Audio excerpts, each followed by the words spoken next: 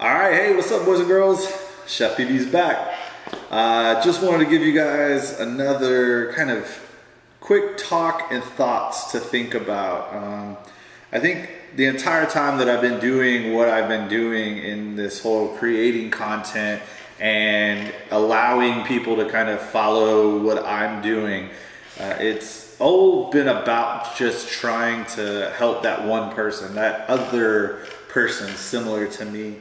I've always recognized that, we all have our different methods, our different ways, our different thoughts, our different beliefs, and all those things interact and coalesce in how we decide to do what we do. No one person is ever going to sway somebody from doing something or doing something else. And so I just always like to present what I do, right? And so, a lot of topics currently in the past few weeks, as well as, I see on a day-to-day basis, lead me to really always ask, are people flying their skill level?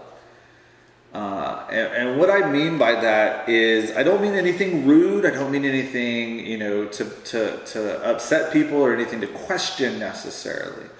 I often do want to ask people like, hey, do you feel like you're flying your skill level? Or do you feel like that was you doing your best to stay within your range? And the reason I always kind of want to ask that is I often see videos or see people post content or even have discussions about things that happen that make me wonder, do they realize like how close to danger they are? Do they realize how close to losing their quad they might be? Do they realize do they realize? And I think often they don't. And I don't mean to come off as, I'm better than anyone. I don't. However, I am not the most adventurous person. Like, I am not a thrill seeker at heart. And that makes me a specific type of person. I'm one of the types of people in the world that enjoys pressing and getting close to the edge and pushing the boundaries of the edges, but has a very, very healthy respect for where those boundaries are, where those edges and where those cliffs are, and what not to do to jump off.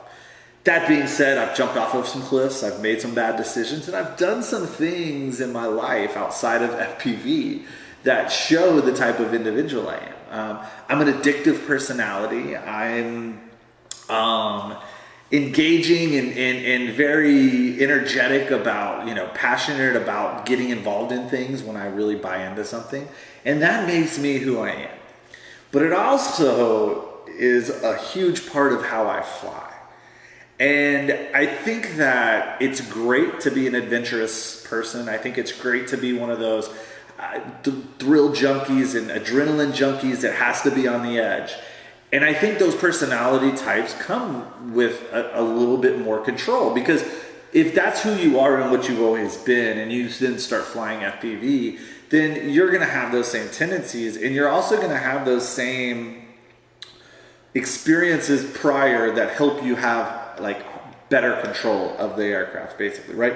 That allow you to more, you see it, you see somebody locally that is a skydiver, that they pick up the sticks for the first time, and after they figure out how to physically fly the aircraft, like they quickly progress into really good flyers and really smooth flyers and flyers that have a lot of creativity and flow. And you kind of get like, hey, how did that person did that because inside of them, they're already that type of person. Basketball players and passing balls and, the Steph Currys of the world and the assist leaders, like those are the people that really feel the game, right? Those are the people that are at a certain level because of the type of personality they are. Same thing goes for, you can still be a great FPV flyer and be very tentative and very shy and very, not a very open person to change. I will say that I've seen it, and I've seen it time and time again at the airfield, at the track, at just flying with people in the field. Those types of personalities end up discouraged. They need help more often. They need a reason to go fly. They, in all reality, probably are not the types to be in this long term with long term huge success, and that's okay usually for them. It's when you kind of get these in betweens that you start having this, fly your own skill level and make sure that you're trusting your gut becomes more of an issue. When you have someone who is one of those more shy and timid and frightful type people that are really not open to, always trying something crazy new or doing something and just forgetting about the consequences, that when you have one of those that starts to push the boundaries of kind of senselessness, right? Like, I kind of know this is the type of person I am, but I also want to be really cool and I want to do this because everybody does it and they look really cool doing it. Well, that's where you get dangerous. That's where you're not listening to who you are and you're going outside of your box. And I know this kind of started in one way and has digressed into this other part of the conversation, but I think it's really important to know who you are outside of flying and outside of this hobby and sport. And if you know who you are and what you're about and the type of individual you are there, then you can play to your strengths when you go out and fly. And when you learn to fly, when you learn new things, you can play to what makes you successful. And that brings me to basically setting yourself up for success. It goes with everything I've taught all of my employees along the way of my chef career, my son and how I teach him life lessons. You set yourself up to succeed. And if you set yourself and your peers and your coworkers and all your employees up, and even your employer up to succeed by the things you do, then you succeed and everyone succeeds. And the success is so powerful because it's not just one success story, it's all of it, right? And so I know, again, I digress, but this is how being new to flying and new to testing the limits, you can push those boundaries, you can push those limits.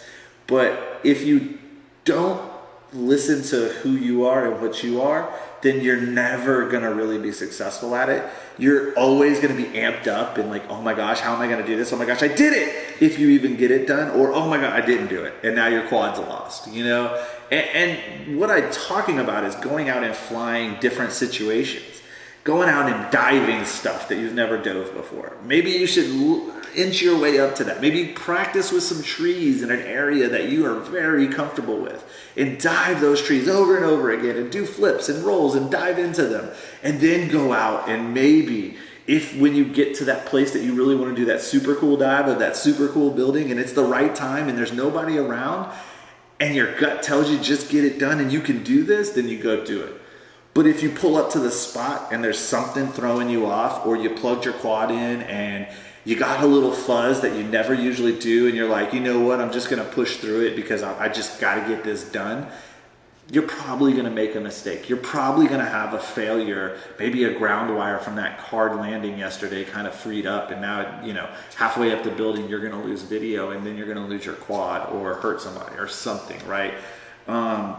Before you go and watch that video and then take off and go outside and go try to do that same thing you just got to see somebody do on YouTube, think to yourself, like, is my gear ready? Trust that your gear and yourself better than the people on the videos, and that sure, it looks easy and sure, it looks fun, but when you get up in the air and on those sticks, you're not that type of person, then it's going to be much more difficult to pull off that type of stunt or trick. And again, not to say that you have to be a certain type to fly a certain way. I'm saying that you need to build up your skill level in a way that you're confident with it. And that when you attempt to do things, that you're ready to attempt them. I know going out and flying long range or, hey, I'm just going to go try to fly way over there. And Troy, it's not a big deal. It's just over there. It's even line of sight technically. And I'll have a spotter.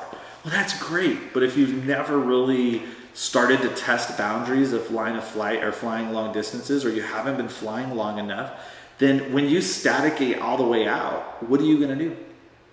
Are you going to just disarm and lose it? Are you going to punch up and who knows what you hit? Are you gonna instantly look over to your angle pitch on your OSD and just fly it home off of pitch angle? I mean, there's different things you can do to save your quad or to make sure you get it back right. What is it that you would do? And that's what you need to know, because it's gonna happen. And I'm tired of seeing people losing quads or just, I don't know, just not doing things, breaking stuff, doing things too soon or too fast. Fly your skill level. You know, not everybody needs to be able to do everything right here, right now, and be able to do it the best. Often enough, this is more about just having fun and doing for yourself. Taking yourself that next step further that you probably wouldn't have. So that's all. I don't know. My rambling. Fly safe, fly smart. Just fly. Peace.